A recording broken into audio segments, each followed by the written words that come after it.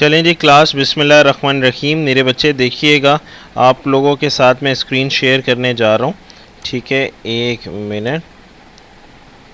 ये देखें, आज हम लोग मेरे बच्चे पेपर सॉल्व करने जा रहे हैं 5054 मई जून 2020 and it's time is 1 our and it's total marks is 30। क्योंकि ये अभी पुराने पेपर पैटर्न पे बना हुआ था, पुराने मार्क्स डिस्ट्रीब्यूशन पे बना हुआ है। न्यू मार्क्स डिस्ट्रीब्यूशन 20 के बाद से हुई थी, तो इस वजह से आपने इसको सॉल्व करना है 30 मार्क्स से रिलेटेड। ठीक है जी। सबसे पहले लाइट एंड लेंसेज को पूरे पेपर में ढूंढना होता है जनाब। जैसे ही लाइट एंड लेंसेज को आपने पूरे पेपर में ढूंढा तो आपको पहला क्वेश्चन ही कहाँ पर नज़र आ गया, क्वेश्चन नंबर 1। चलें जी मेरे बच्चे, क्वेश्चन नंबर 1 को सॉल्व करना है। P4 बहुत इजी है, कोई टेंशन नहीं लेनी। ठीक है, सबसे पहले क्या करना है, a student investigate the refraction of light by a glass block. ये जो ग्लास ब्लॉक है ये रिफ्लेक्शन ऑफ लाइट दिया हुआ है, ठीक है ना। She places the glass block on a sheet of paper and draws around the outline of the block. She uses a ray box to shine an incident ray onto the side AB as shown in figure 1.1. The ray is incident at point E, ठीक है ना, incident ray है at point E. On figure 1.1 draw the normal at point E. ठीक है, point ई पे आपको क्या draw करना है, नॉर्मल। फर्स्ट पार्ट बोला है 1 मार्क का है, कुछ भी नहीं करें, सबसे पहले आप ड्रॉ कर लें। ठीक है जी, यहाँ पर चीज़ देखिएगा, ये पॉइंट आ गया,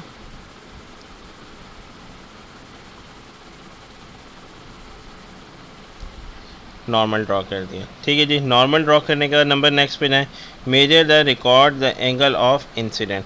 एंगल ऑफ इंसिडेंट कौन सा होता है, the angle which is between the incident ray and the normal, I theta. I theta को प्रोटेक्टर से मेजर कर लें, शाबाश। कितना निकलेगा, ठीक है, जितना भी निकला वो आपने मेजर कर लिया। लेट सपोज मेरे पास निकल रहा है 40 डिग्री। ठीक है, measure the record the incident, यहाँ पे आपने लिख दिया 40 डिग्री। द रे is refracted into the block at an angle of refraction of 25 degree. अब आपने अंदर उसकी रिफ्रैक्शन कितनी बनानी है, 25 डिग्री। लेट सपोज आपने अंदर एक रे बनाई यूँ करके, the angle is R theta is equal to 25 degree. मेरे पास इस तरफ जगह नहीं थी, मैंने इसलिए इस तरफ लिख दिया।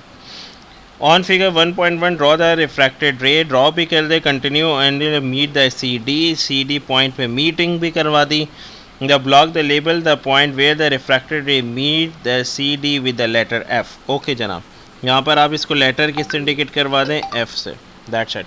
ये भी इंडिकेट करवा दिया मेरे बच्चे। अब इसके बाद देखिएगा, पढ़ते जाएँ सॉल्व करते जाएँ, कुछ भी नहीं है। Describe how the student accurately trace the path of the light emerging from the block through side CD। आपने डिस्क्राइब करना है, मतलब एक्सप्लेन करना है कि आप कैसे पाथ को ड्रॉ करेंगे। यस मेरे बच्चे,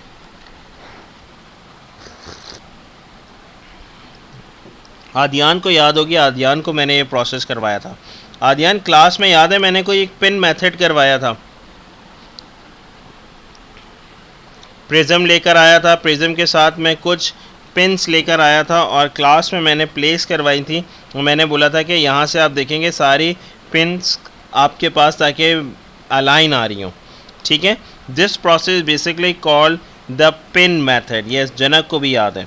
मेरे बच्चे पिन्स होती हैं, ठीक है, आपने क्या करना था, एक पिन यूँ रखी, फिर पिन यूँ रखी, ठीक है, फिर यहाँ पे था तो फिर एक पिन यूँ रखी, एक पिन यूँ रखी, ताकि आपको ना ये सारी की सारी जो पिन्स हैं वो कैसे नज़र आनी चाहिए, अलाइन, मतलब एक ही लाइन में नज़र आनी चाहिए। तो हम क्या चीज़ बोलेंगे, place the pin at least 5 centimetre apart on the edge the emergent ray. ठीक है, the dots across the each pin is align, so that's why the object does not move anywhere. ठीक है, ताकि ऑब्जेक्ट कहीं पे move ना हो और हमारे पास इमर्जेंट रे बिल्कुल स्ट्रेट और सही बनना शुरू हो जाए। तो आप क्या लिखेंगे इसका answer, now places pins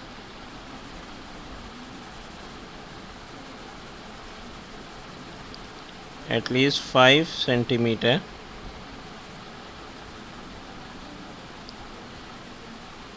on emergent ray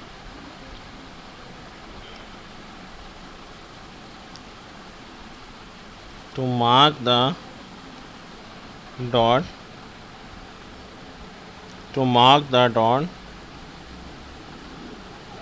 and to join all dots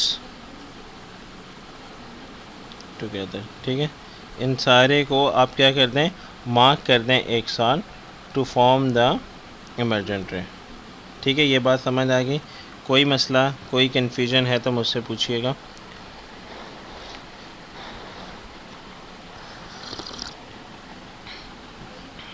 done all of you. ये वाला पॉइंट मेरा समझ आया.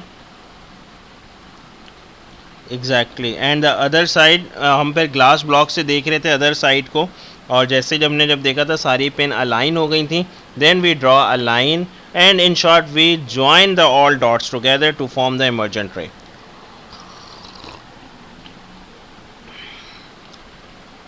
चलें जी, नंबर नेक्स्ट. माशाल्लाह 5 मार्क्स का आया हुआ है, सिर्फ और सिर्फ लाइट एंड लेंसेज का पार्ट इसमें से, जो कि आप लोगों ने अटैम्प्ट कर लिया. अब इन सब में ढूंढें कहाँ पर आया हुआ है इलेक्ट्रिसिटी का पार्ट. ये नहीं है इलेक्ट्रिसिटी, छोड़ दें. ये इलेक्ट्रिसिटी नहीं है, ये जर्नल फिज़िक्स से रिलेटेड है, छोड़ दें.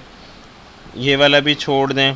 ठीक है ना, टाइम रिएक्शन टाइम है, छोड़ दें. ये आ गया जी. नंबर 3 है मेरे पास क्वेश्चन इलेक्ट्रिसिटी का. मूव कर जाएँ इलेक्ट्रिसिटी पे. Student investigate the effective resistance of the different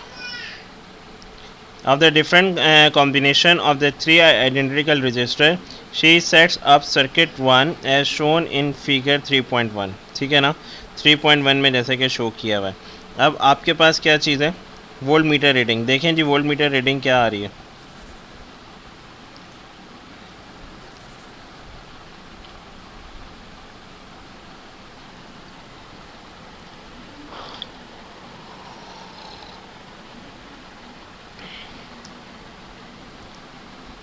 जल्दी से मुझे बताएं.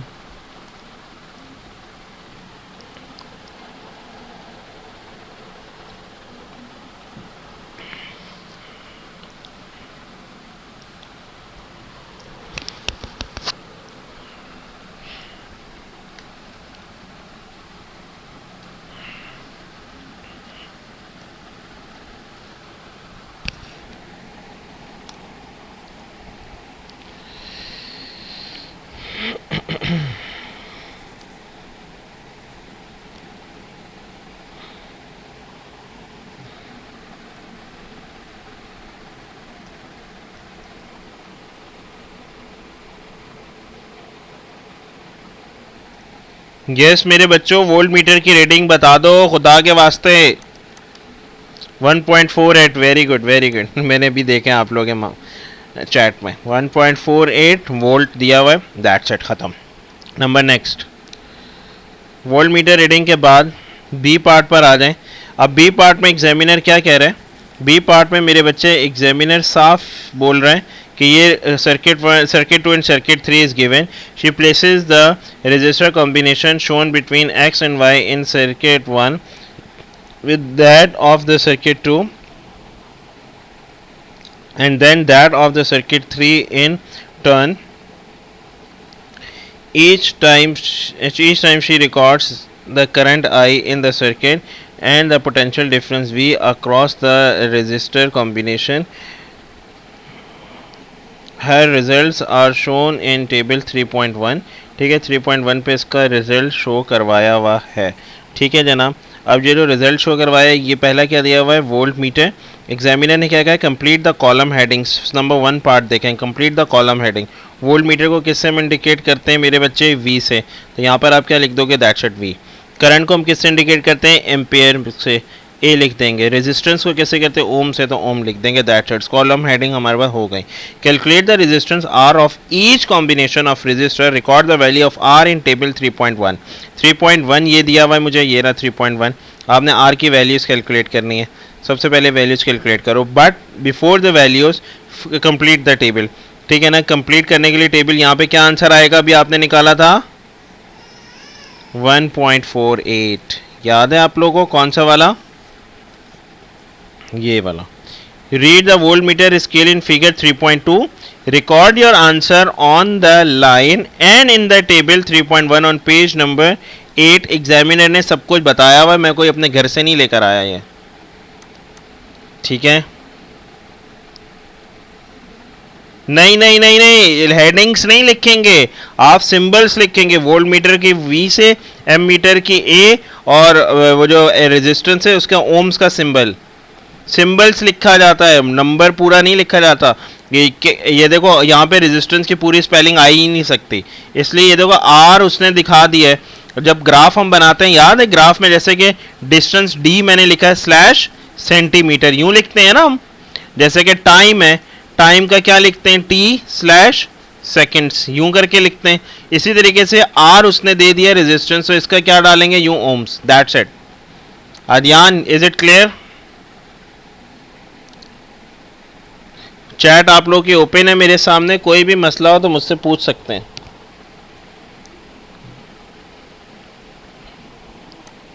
अच्छा, सही है भाई, सही है, सही जा रहे हो तुम। R निकालो जल्दी से। 11.38। नेक्स्ट क्या है, 5.84, 5.84, very good. Number next, the last is 2.51। आज तो माशाल्लाह आप लोगों के कैलकुलेटर बहुत जल्दी जल्दी चल रहे हैं, ऐसे कल भी मैं चाह रहा था और कल बहुत स्लो चल रहा था। चलें जी, नंबर नेक्स्ट सी पार्ट पर आ जाएं, जल्दी जल्दी पूरा करें इसको। Theory suggests that for the identical resistor, the resistance of the resistor combination in circuit 1 is double the resistance of the resistor combination in circuit 2। circuit 1 की जो resistance है, circuit 1 की resistance क्या है, ज़्यादा है as compared to the circuit 2। ठीक है, एग्जामिनर बोल रहा है double. State whether your result support this theory within the limits of experimental accuracy, give a reason for your answer. ठीक है ना, अब आपने क्या करना है, रीज़न भी देना है इस आंसर का, जल्दी से बताओ।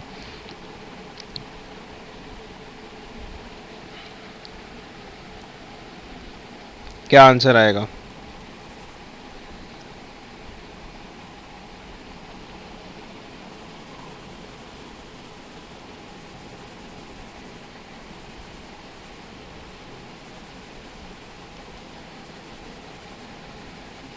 Yes, and results are very close,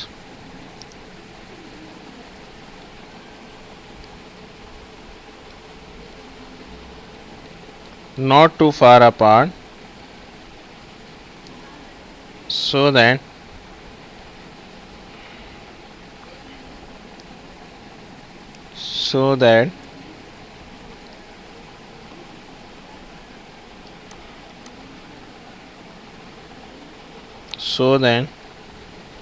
it is double. ये देखो मैंने क्या बताया था, जब पैरेलल में जो रेजिस्टेंस होती है वो हमेशा लेस देन होती है द इंडिविजुअल रेजिस्टेंस। तो ये रहा सर्किट 2, ये रहा सर्किट 1। तो सर्किट 2 और सर्किट 1 की जो बेसिकली जो रेजिस्टेंस है हमारे पास वो कैसी आती है मेरे बच्चे, डिफरेंट आ रही होती है। क्लियर, यहाँ तक मेरी बात समझ आ गई? Any confusion, any query?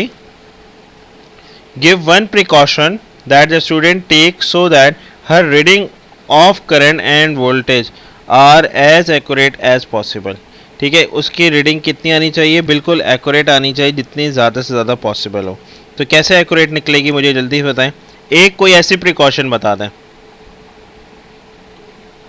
Best जब भी इस तरह का आंसर आ जाए ना, आप क्या लिखोगे, आप ये लिखोगे when we measure C perpendicular to the voltmeter to avoid parallax error। Okay ठीक है, और क्या लिख सकते हो, when we measure the 1 voltmeter reading, then switch off the circuit and then again switch on for the second reading.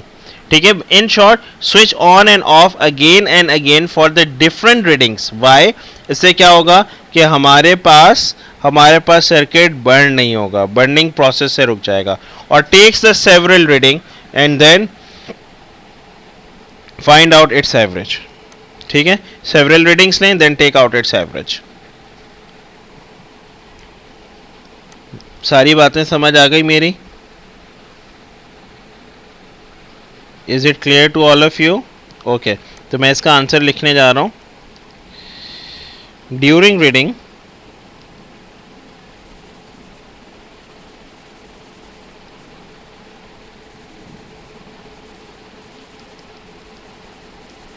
switch off and on when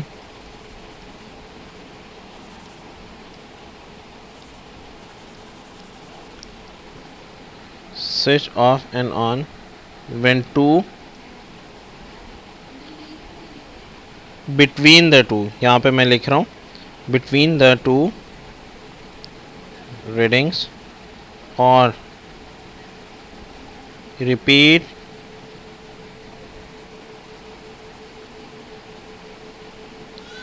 the reading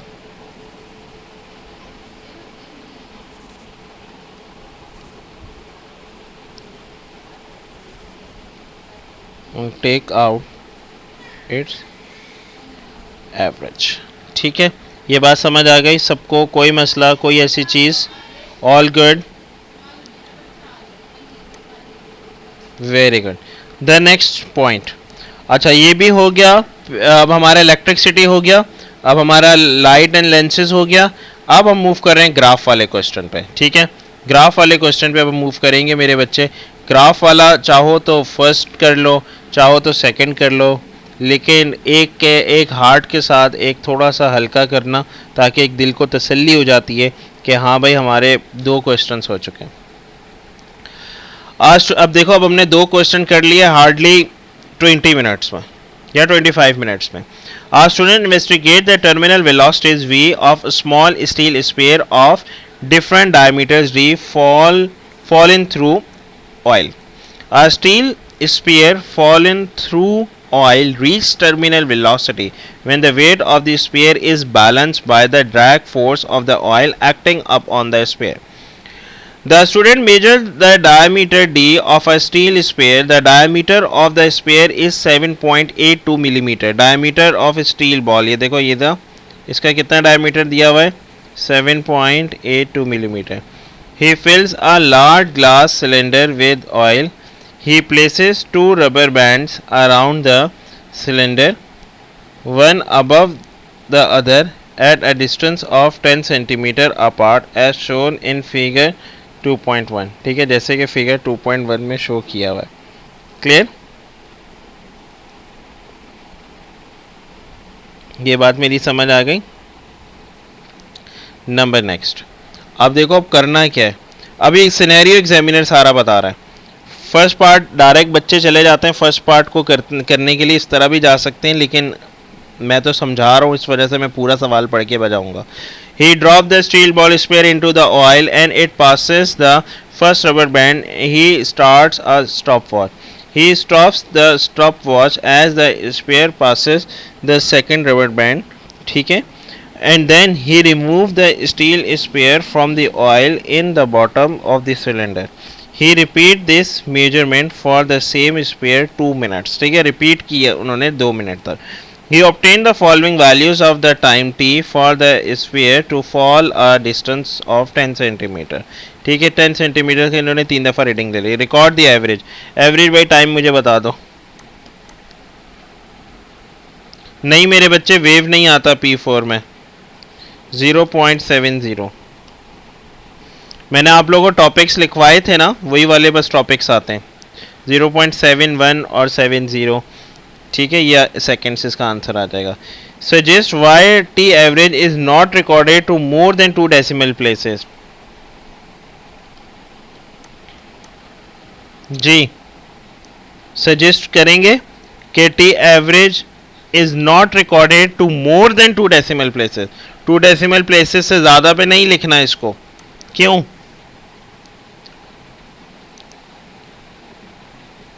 due to this the average reaction time is occur, large variation आ जाएगा, ठीक है, difference in the reaction time आ जाएगा, reaction time का difference आ जाएगा। Like for example ये अगर है, मैंने नेक्स्ट लिख लिया 0.123 लिख दिया, तो अब मेरे पास 0.71, इन दोनों को माइनस करवाऊंगा तो 0.0023, तो ये डिफरेंस आने लग गया वैल्यूज़ का या नहीं आने लग गया?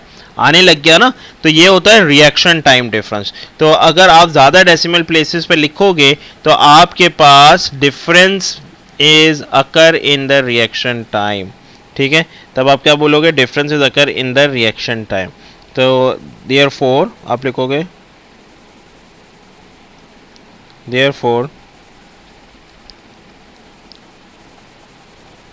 difference is occur in reaction time। Number next v निकालें जल्दी से। टी एवरेज अभी निकाला था, टी एवरेज की मैं वैल्यू बता देता हूँ ताकि ऊपर ना जाना पड़े। 0.71 सेकेंड्स। v निकालें जल्दी से।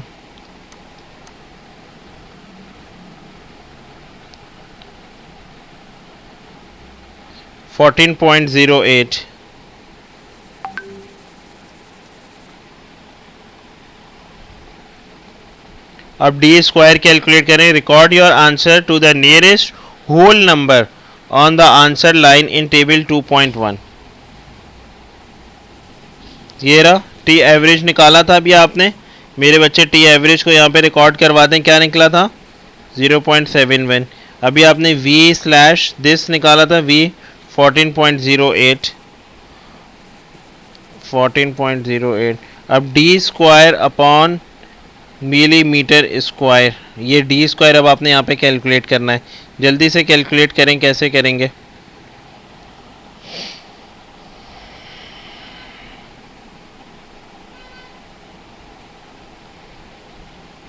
ये रहा डी, ये डी की वैल्यू है, इसका स्क्वायर ले लो ना यार, सिंपल डी स्क्वायर बन जाएगा।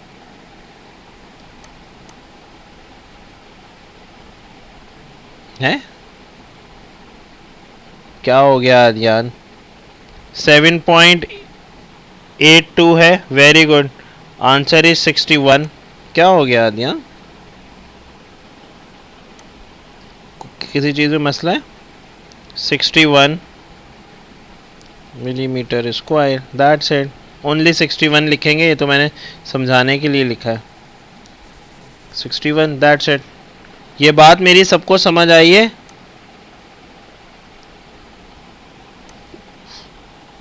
भाई आदियान, ये देखो एग्जामिनर ने क्या कहा है, डी स्क्वायर निकालो, ठीक है, मिलीमीटर स्क्वायर। अगर मैं इसको, ये वाली ये है डी, अगर मैं इसके ऊपर स्क्वायर कर दूं, ये स्क्वायर इस पे भी आ गया, तो D square upon M square.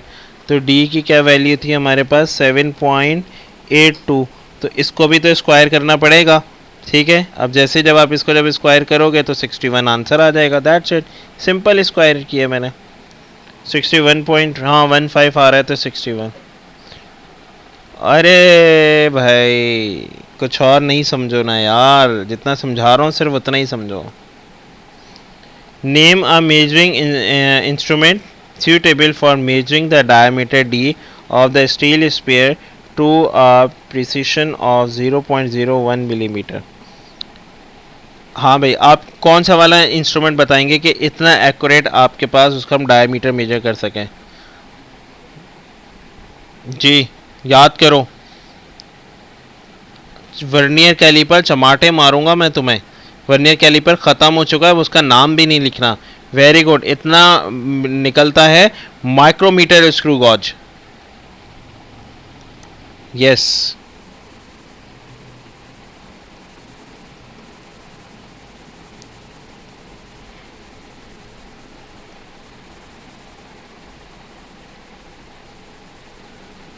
Micrometer भी जस्ट लिख सकते हैं। micrometer screw gauge. Suggests why the top rubber band is not placed close to the surface of the oil. ठीक है, बिल्कुल वो प्लेस क्यों नहीं कर रहे सरफेस ऑफ द ऑयल पे?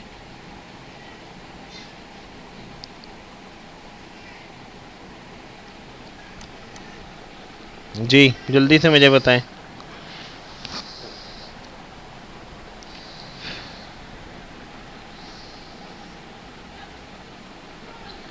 Very good, because it does not reach the terminal velocity or it does not reach the steady constant speed.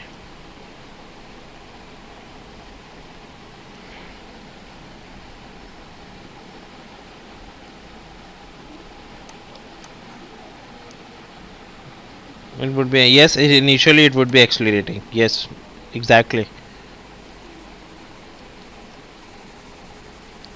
To give the spare time to reach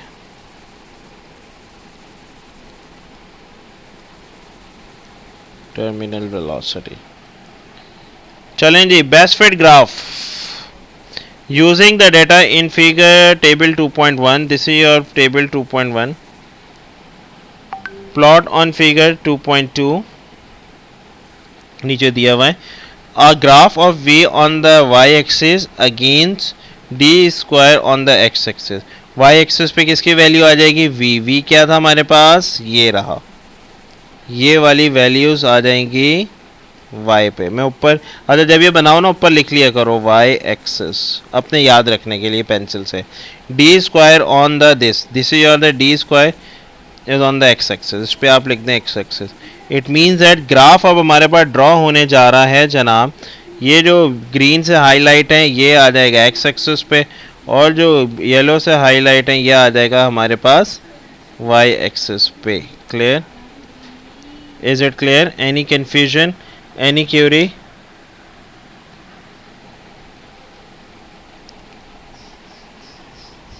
examiner क्या कह रहे हैं कि क्या चीज़ draw करेंगे मेरे बच्चे? एग्जामिनर कह रहे हैं draw a straight line of best fit. Straight line draw होगी. ठीक है, जब स्ट्रेट लाइन जब ड्रॉ होगी तो जाहिर सी बात है ग्राफ हमारे पास कहाँ से स्टार्ट होगा?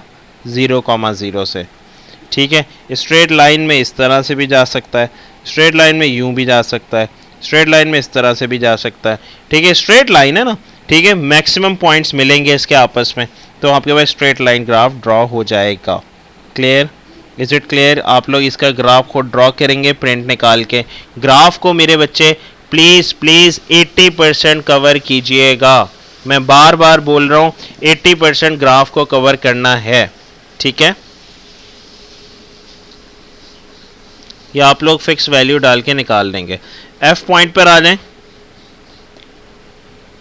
एफ पॉइंट मेरे पास क्या है देखिएगा. मेरे पास एफ है describe a relationship between V and D square shown by the graph. अब मेरे पास देखो, एग्जामिनर ने जब यहाँ पर बोल दिया कि ग्राफ कैसा बनाना है, स्ट्रेट लाइन. स्ट्रेट लाइन का ग्राफ का क्या मतलब है कि ये बढ़ रहा है तो ये भी बढ़ रहा है. अब ये देखो, ये 11 पे गया, वैल्यू कम हुई, तो ये भी 61 से किस पे गया? 48 पे, इसकी भी वैल्यू कम हो गई. ये 11 से 6.1 पे गया, इसकी वैल्यू कम हुई, तो 48 से ये भी किस पे गया? 26 पे, इसकी भी वैल्यू कम हो गई. 6.1 से ये गया 4.5 पे, इसकी वैल्यू डिक्रीज हुई, तो ये भी 26 से 19 पे इसकी वैल्यू डिक्रीज हुई. ये गया 4.5 से 2.4 पे, वैल्यू डिक्रीज हुई. ये 19 से गया 10 पे, वैल्यू डिक्रीज हुई. इट मीन्स दैट कि एक अगर वैल्यू कम हो रही है तो दूसरी भी कम हो रही है. तो अब मुझे बताओ ग्राफ कैसा हो गया? ये डायरेक्टली प्रोपोर्शनल हो गया. Very good Adiyan, very good Parihan, excellent both of you बेटा.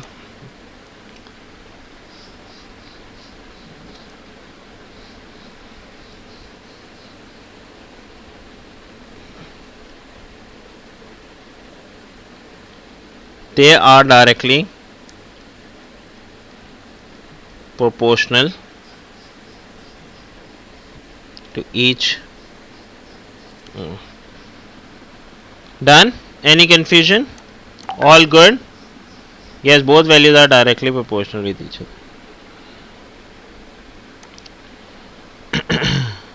जी का 1, human reaction time error occur when using a stop watch. ठीक है, जब स्टॉप वॉच जब यूज़ करते हैं ह्यूमन एरर आता है। Use table 2.1 on page 4। ठीक है, 2.1 को यूज़ करना है, पेज 4 पर है। कहाँ है भाई पेज 4? ये रहा। 2.1 को यूज़ करते हुए अब आपने मुझे बताना है जनाब, to suggest why the average time T average for a smaller sphere is more accurate than a large sphere. कैसे टाइम एक्यूरेट होगा? शाबाश।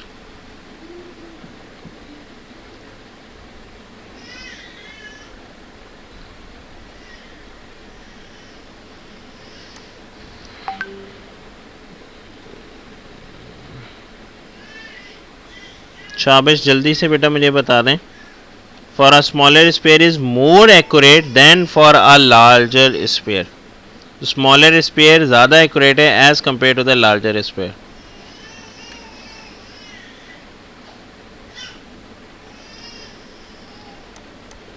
Smaller sphere takes longer time.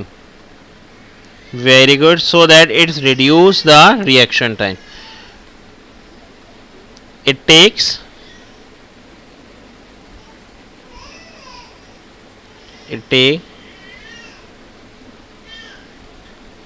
longer time to fall and reduces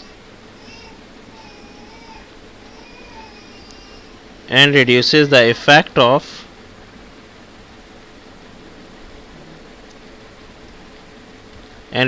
effect of the reaction time. Suggest one modification to the apparatus that produce more accurate time. जी, suggest one modification to the apparatus that produce more accurate time. हम कैसे मतलब इसका accurate time निकाल सकते हैं? ऐसी क्या चीज़ इसमें modify करते हैं? या तो आप वीडियो कैमरा रख लें, ठीक है ना, या तो लाइट गेट यूज़ कर लें, ठीक है, या तो place the rubber bands further apart. इनमें क्या करते हैं, दूर रखें रबर बैंड को, फर्दर अपार्ट प्लेस करते हैं। इस तरह से चीज़ें जब प्लेस करेंगे तो इस तरह की मॉडिफिकेशन से ईजिली आप निकाल सकते हैं एक्यूरेट टाइम। तब आप इसका लिखेंगे to use a video camera, ताकि हम उसको पॉज करके बार बार देख सकें, और करके लिख रहा हूँ, और जो याद रहे, और place the rubber band further apart. ठीक है। The last one, the student remove the steel sphere from the oil at the bottom of the cylinder by dipping a magnet attached to a length of a steering into the oil. State why this procedure does not work if the spares are made of copper. ठीक है, अगर वो copper की बने हुए होंगे तो क्या चीज़ होगा?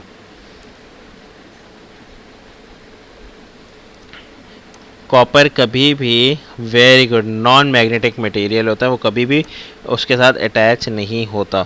तब आप क्या लिखोगे? Copper is a non magnetic material and it does not attach by this. अब आपका 15 मार्क्स का ये हो गया। 5 मार्क्स का मेरे बच्चे आपका कौन सा वाला हुआ था? ये देखें, शुरू में लाइट एंड लेंसेज का क्वेश्चन, ठीक है, 5 मार्क्स का ही था ना ये, लाइट एंड लेंसेज, हाँ 5, और ये ग्राफ वाला 15 मार्क्स का 20, और ये वाला भी जो अभी हमने किया था इलेक्ट्रिसिटी वाला, ये भी 5 का था, 25।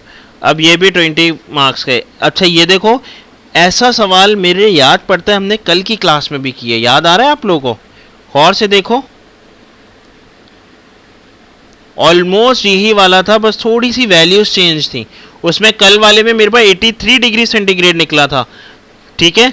आज देखो 83 नहीं है, आज थोड़ी सी वैल्यूज चेंज है, मेरा ख्याल है 86 निकल जाएगा आज, अगर हम यहाँ से लेके यहाँ तक इसको रीड करते हैं। ऐसा ही है ना? बताएं मुझे क्या इसका आंसर निकल रहा है।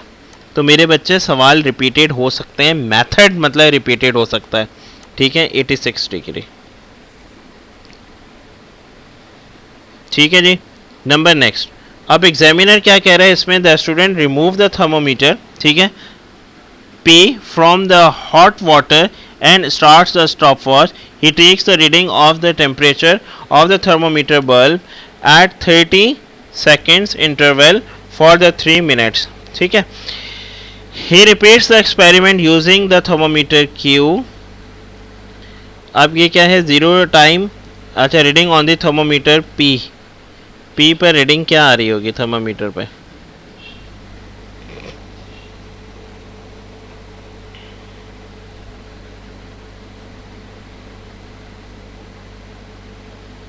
जी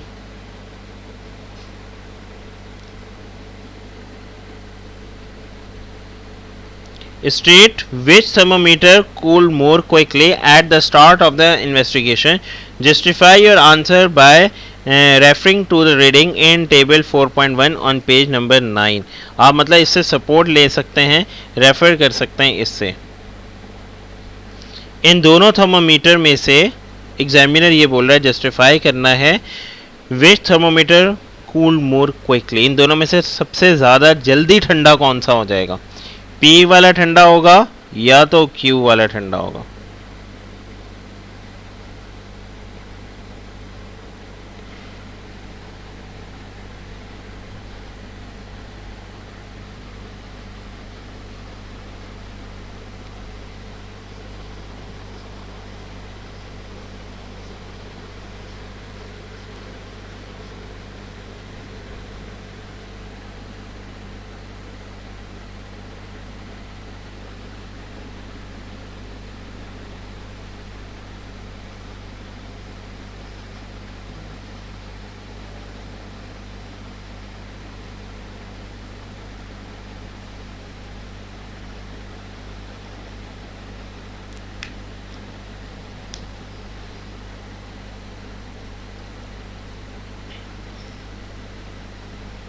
जी मेरे बच्चे जल्दी से मुझे बताओ।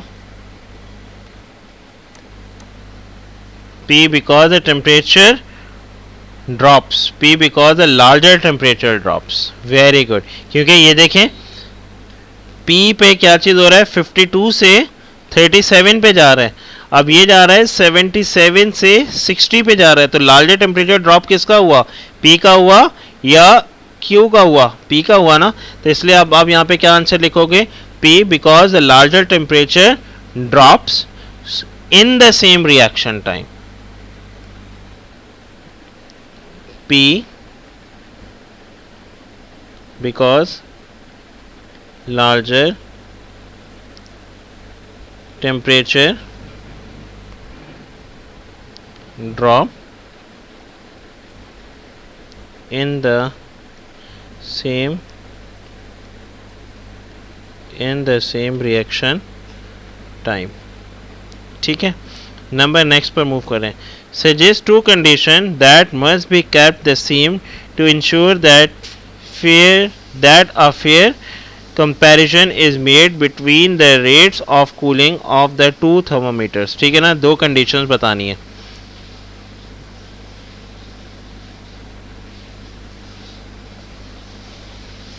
पहली कंडीशन क्या हो जाएगी, same room temperature,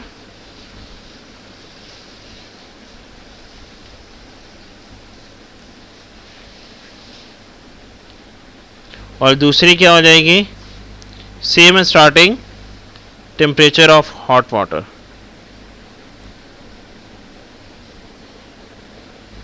same starting temperature of hot water. Yes, 30 marks completed. Yes मेरे बच्चों, any confusion, any query regarding this? हम लोगों ने आठ pressure should be the kept constant, हाँ लिख सकते हैं, प्रेशर की बात लिख सकते हैं। हमने, अगर आपने पेपर देखा हो, हमने स्टार्ट किया था ये पेपर 8:20 पे, हमारी क्लास शुरू हुई थी 8:20 पे पाकिस्तान टाइम, और अभी 9 और 7 हो रहे हैं, ठीक है, इंशाल्लाह इंशाल्लाह, और 9 और 7 हो रही है। इट मीन्स दैट मैंने सुकून से आप लोगों को समझा दिया, सुकून से हमने प्रॉपर सारे क्वेश्चंस पढ़े, सुकून से किए, फिर भी हमारे पास अभी 10 मिनट समझे बच गए। तो मेरे बच्चों ट्रिक यही आजमाना, सबसे पहले लाइट लेंसेज पे जाना, फिर इलेक्ट्रिसिटी पे जाना, फिर बड़े सवाल को सुकून से देखो। ये जनरल फिजिक्स का ना सवाल है जो कि आप लोगों को ग्रेड O1 से आप लोग पढ़ते हुए आए हो, O1 से जनरल फिजिक्स के वाले क्वेश्चंस करते हुए आए हो, तो इसमें आप लोग की ग्रिप अच्छी बनी हुई है, आप लोग की बेस अच्छी बनी हुई है इन क्वेश्चंस में, ठीक है ना। ये वाला क्वेश्चन जितना लंबा आ जाए आप लोग कम टाइम में जल्दी से अटैम्प्ट कर सकते हो, ठीक है। तो इस वजह से मेरे बच्चे सुकून से यही मेथड रखना। लाइट लेंसेज थोड़ा सा न्यू है क्योंकि ग्रेड 2 में, सॉरी ग्रेड 2 बोल रहा हूँ, O2 में आप लोगों ने पढ़ा था, और फिर O3 में आप लोगों ने फिर पढ़ा था इलेक्ट्रिसिटी, तो इसलिए ये रीसेंट टॉपिक्स हैं, ठीक है। तो आप लोग पहले इनको करें और फिर उसके बाद जो पक्के टॉपिक्स हैं वो तो आराम से सुकून से कम टाइम में भी आप लोग अटैम्प्ट कर सकते हैं। मेथड यही रखें, देखें एक ही मेथड सीखें और एक ही मेथड को फॉलो अप करें पेपर में, इंशाल्लाह ताला बहुत अच्छा हो जाएगा। यस मेरे बच्चों, if you have any question and query then you can ask me.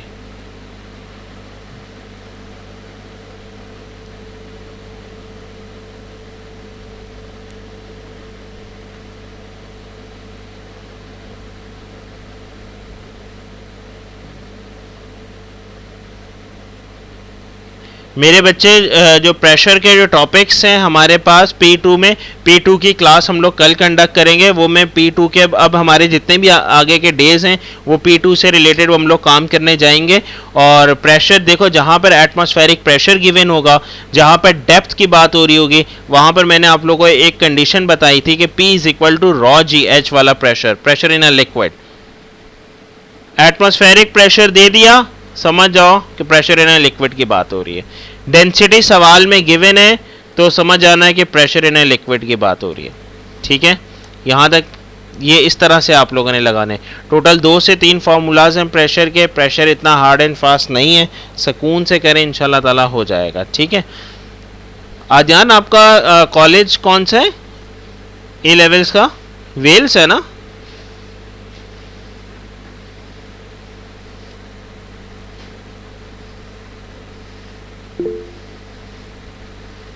Okay okay okay okay, alpha है, सही है, सही सही सही सही। चलो सही है, ठीक है मेरे बच्चे, take care all of you, अल्लाह हाफिज। आज के लिए इतना ही, इंशाल्लाह ताला यहीं से कंटिन्यू करेंगे कल की क्लास में। Take care all of you मेरे बच्चे। अब आप ना नोट्स रिव्यू करके एक दफ़ा देख के पास पेपर, अब पास पेपर के क्वेश्चंस करें, नहीं हो रहे ग्रुप पे शेयर करें, मैं वहीं पे आंसर करूंगा, या तो इंडिविजुअल शेयर करें मेरे साथ, मैं आंसर करता चला जाऊंगा, ठीक है। ओके बेटा, अल्लाह हाफिज, take care all of you, अल्लाह हाफिज।